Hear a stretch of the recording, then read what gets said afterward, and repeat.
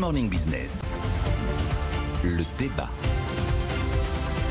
On va commencer par vous, Jean-Marc Daniel, ce matin. La hausse des prix, effectivement, en Europe, en zone euro et aux États-Unis. Qu'est-ce qu'il faut attendre, Jean-Marc? Alors, si j'ai suggéré de parler de hausse des prix et pas d'inflation, parce que je pense qu'effectivement, les deux mots n'ont pas le même sens, c'est que donc l'inflation, je rappelle, c'est une hausse générale et durable du niveau des prix, et donc tous les prix augmentent. Comme disent les économistes, à ce moment-là, il y a inflation quand il y a effet Ricardo, tout augmente.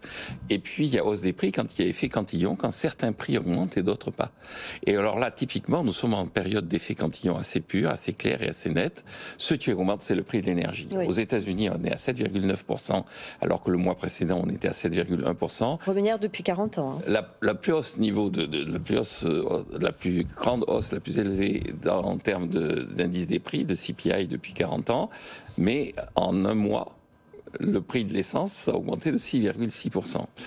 Et si vous regardez où on était en 2021, ou même à la même période, la tendance était à 1,7%. Et donc, ça pose des questions sur qu'est-ce qu'il faut faire. Si on regarde en Europe, on est un peu dans la même situation. C'est-à-dire que la BCE avait envisagé une hausse des prix, une inflation, un taux d'inflation cette année de 3,5%, aux alentours de 3,5%. Là, maintenant, on anticipe 5,1%. Et il faut réagir, puisque les autorités politiques commencent à dire, écoutez, ça ne peut pas continuer comme ça, y compris Janet Yellen, qui est la secrétaire au Trésor, qui a dit, ça devient intolérable. Alors, elle dit que ce serait, et puis ça resterait très inconfortablement élevé.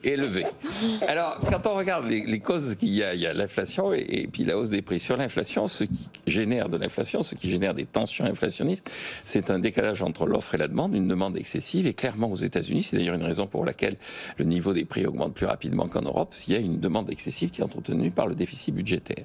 Ce qui est frappant, c'est quand même qu'il y ait une correction de tout ça. C'est-à-dire que Janet Yellen, justement, a entrepris de corriger la situation budgétaire. L'année dernière, il y avait 2770 milliards de dollars de déficit budgétaire. Je ne sais pas si les auditeurs, téléspectateurs réalisent ce que ça signifie. Le déficit budgétaire des États-Unis de l'année dernière était l'équivalent de toute la production de la France. C'est-à-dire que l'État américain se permettait de dépenser plus qu'il ne gagne, une somme équivalente à ce que tous les Français produisent en un an. Bon. Alors, on est sur une correction assez claire. Hein. La Chambre des représentants vient d'adopter un budget avec... alors, maintenant, les États-Unis présentent leur déficit en tendance trimestrielle. Donc, on est sur des trimestres à 350 milliards de dollars, c'est-à-dire plutôt 1500 milliards au lieu des 2770 milliards sur l'année. Donc, la demande entretenue par un déficit budgétaire excessif est en train, au contraire, plutôt de se contracter. C'est ce qu'avait d'ailleurs dit Olivier Blanchard. Les États-Unis n'auront pas un problème de dette, mais un problème de surchauffe. Ils ont un problème de surchauffe, trop de déficit budgétaire qu'ils sont en train de corriger. En Europe, on est un peu dans la même situation, mais effectivement, c'est moins grave. Il y a des pays qui devraient corriger leur déficit budgétaire. Je ne vais pas. Je ne vais pas les montrer du doigt. On va encore me dire que c'est de l'antimacronisme primaire. Donc, je ne vais pas en parler. Mais on ne sait jamais quand même si on regarde dans les détails. Et puis le deuxième élément, donc, c'est que c'est la hausse du prix, c'est-à-dire bon. Et donc les économistes, ils suggèrent quoi? Ils suggèrent d'essayer de faire en sorte qu'il y ait davantage de concurrence sur le marché en question. C'est ce que disent d'ailleurs les autorités en disant il faut que l'Arabie Saoudite, il faut que le Canada, qui est un des producteurs importants de pétrole, produise davantage pour essayer de faire en sorte que la spirale de hausse des prix sur le pétrole, sur l'effet Cantillon autour du pétrole, soit brisée. En Europe, la bonne solution, et on l'avait constaté en 2008, le prix du pétrole était plus élevé et le prix de l'essence à la pompe était moins élevé. Pourquoi? Parce que l'euro était plus élevé. Et donc en Europe, la situation est simple, c'est moins de déficit budgétaire et une hausse des taux d'intérêt pour essayer de faire remonter l'euro.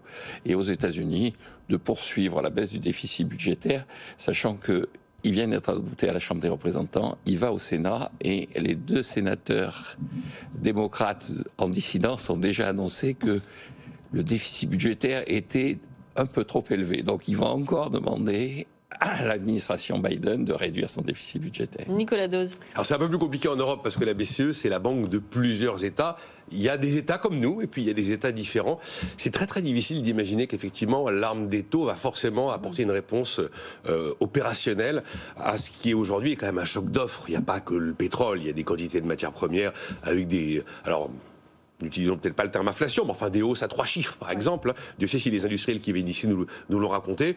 Probablement, ce qui va se produire, notamment chez nous, mais sans doute pas que chez nous, c'est que c'est plutôt, à mon avis, le levier budgétaire qui va être utilisé. Là, Jean Castex a annoncé qu'on aurait le plan de résilience la semaine prochaine, qu'il y aurait des mesures sur l'essence, mais qu'elles seraient très ciblées. Voilà. Donc, probablement qu'il va y avoir un levier budgétaire pour essayer de freiner cette inflation sur les prix de l'énergie. Après, pour se protéger contre l'inflation, il y a aussi les fameuses économies d'énergie. Ça n'a l'air de rien, ça semble un petit peu bateau, ça semble un petit peu déjà entendu. Bon, l'hiver n'est pas terminé, mais on a toujours la possibilité de faire des économies d'énergie, de repenser sa façon individuelle de fonctionner, que ce soit une entreprise d'ailleurs, ou un ménage. Puis après, comme on est sur BFM Business, il y a encore aujourd'hui quelques armes qui permettent de protéger son épargne face à l'inflation. On parle toujours de l'or.